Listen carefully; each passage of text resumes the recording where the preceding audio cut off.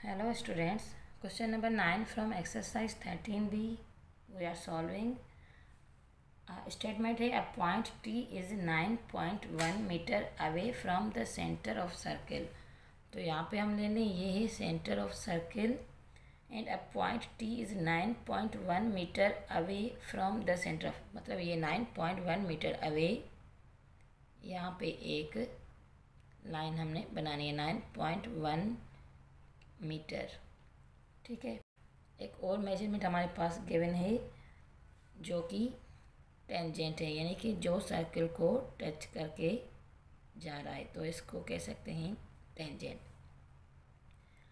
इसकी जो मेजरमेंट है वो है 8.4, तो यहाँ पे नोट कर लेते हैं 8.4 मीटर।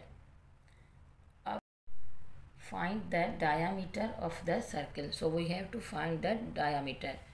तो ये जो दो मेजरमेंट हमारे पास हैं और एक मेजरमेंट ये जो रेडियस है सर्कल का, ये हम ले लेंगे ताकि हम सर्कल का डायामीटर फाइंड आउट कर सकें। तो हम जानते हैं ये टेंजेंट है जो कि सर्कल को बाहर से टच कर रहा है और रेडियस पे ये लाइज कर रहा है, तो यहाँ पे बनने वाला ये एंगल 90 एंगल है, 90 डिग्री। थ्योरम हमने सबसे पहले इसका ये रेडियस फाइंड आउट करना है, क्योंकि रेडियस फाइंड आउट करने के बाद ही हम डायामीटर फाइंड कर सकते हैं। तो according to Pythagoras theorem, hypotenuse यानी कि 9.1 square is equal to base square यानी कि 8.4 square plus are square.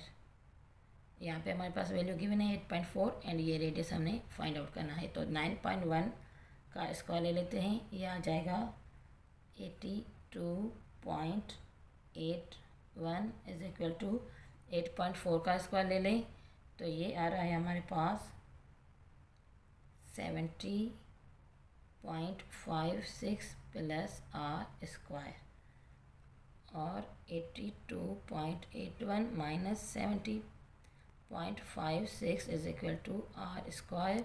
So after solving 12.25 is equal to R square. Square को ख़त्म करने के लिए हम लगाते हैं स्क्वायर रूट, तो ये आ रहा है आर इज इक्वल टू 3.5। लेकिन we have to find diameter, तो डायामीटर का क्या फार्मूला है, d is equal to 2r, यानी कि d is equal to 2 and R's value 3.5, सो d is equal to 7। So the diameter of the circle is 7 metre. तो question number 10 में statement है in the figure A B and A C are tangents. Figure है हमारे पास जहाँ पे एक सर्कल है और A B and A C are tangent, दोनों में ए है, दोनों ए से कनेक्ट हो रहे हैं, तो हम ये कह सकते हैं कि एक हम यहाँ से ले लें जैसे कि बुक में है, और एक हम टेंजेंट यहाँ से ले लें। तो एक है ए बी, ये यहाँ पे ए है, तो एक है ए टू बी और दूसरा है ए टू सी, जैसे कि फिगर में गिवन है। O is the origin centre of the circle and, अच्छा एक एंगल है, angle A O D is equal to 122। तो ये डी कहाँ पे दिया गया हमें, ये यहाँ से पूरा बीच में सी और डी लाइन जो है वो पूरे बीच में सर्किल के दी गई है, तो ये है डी। अब जो हमने फाइंड आउट करना है, एक हमें ये चीज़ फाइंड गिवन है और एक ए टू ओ, यानी कि ये पूरी बीच में ये चीज़ गिवन है, और इन दोनों को मिला के जो एंगल गिवन है हमारे पास वो है 122। दोनों को मिला के जो एंगल गिवन है वो है 122। So we have to find angle B A C, angle B A C. A centre में तो हमने ए वाला एंगल जो है यानी कि बी टू सी मुर्तावा ए से। तो बी ए सी में हमने ये चीज़ फाइंड आउट करनी है, ये जो दोनों ये एंगल हैं, या दोनों को मिला के एक कर लें हम। अगर हम बी ए सी को ले लें तो दोनों को मिला के एक, या ये दो छोटे से एंगल जो हैं हमने ये फाइंड आउट करने हैं। तो सबसे पहले हम जानते हैं कि ये पूरा एक सर्कल है 360 डिग्री का, जिसमें से इसका अगर हम आधा ले लें तो है 180 डिग्री। अगर ये 180 है तो इसमें से हमें 122 गिवन है ये दो एंगल। अब हमने सबसे पहले इस चीज़ को फाइंड आउट करना है, क्योंकि अगर हम इस चीज़ को फाइंड आउट कर लें तो हम देख सकते हैं कि ये एक राइट एंगल ट्रायंगल है। क्योंकि ये दोनों मेजरमेंट्स आपस में, तो हम ये नहीं फाइंड आउट कर सकते कि इसकी मेजरमेंट क्या है और इसकी क्या है, इन दोनों की मिला के 122 है। तो बेहतर रहेगा कि हम इस ट्रायंगल को ले लें और इस एंगल को फाइंड आउट करें। एक और चीज़ जो नोट करने की है वो ये कि सर्कल के रेडियस हम जानते हैं दोनों बराबर हैं, ये और ये चीज़ दोनों बराबर हैं। अगर ये दोनों बराबर हैं, और दूसरी बात ये कि यहाँ से जो लाइन जा रही है ये एक ही लाइन है, यानी कि इन दोनों ही ट्रायंगल की एक ही मेजरमेंट है, ये एक ही लाइन है जिससे पॉइंट ए टच कर रहा है।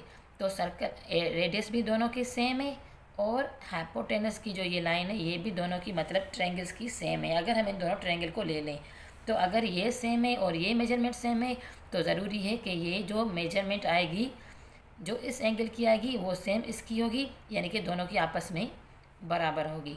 तो हम इसको छोड़ के सिर्फ इस वाले ट्रायंगल को ले रहे हैं ए ओ सी को, सिर्फ इस ट्रायंगल को ले लें ए ओ सी को।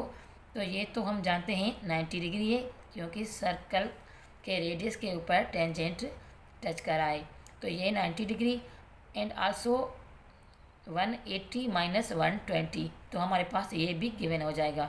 तो ले लेते हैं पहले हाफ सर्कल की मेजरमेंट 180 माइनस इन दोनों की मेजरमेंट माइनस कर लेंगे 122 डिग्री। तो ये आ जाएगा हमारे पास 180 में से 22 माइनस करेंगे तो आ जाएगा 58 डिग्री, यानी कि ये वाला जो हमारा एंगल है मेजरमेंट वो हमारे पास आ गया है 58 डिग्री। तो अगर ये 58 है, ये 90 है और ये पूरा ट्रायंगल जो हम जानते हैं, हम सबको पता है होता है 180, तो 180 में से 90 गए तो बाकी रह जाएंगे 90 एंड 90 में से अगर 58 माइनस करें तो 90 माइनस 58 इज इक्वल टू ये आ जाएगा हमारे पास 32 डिग्री।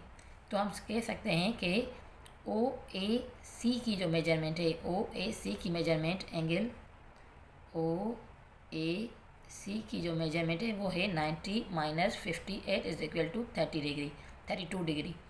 तो अगर ये 32 है तो सेम ये भी 32 होगा, यानी कि angle O A C plus angle B O C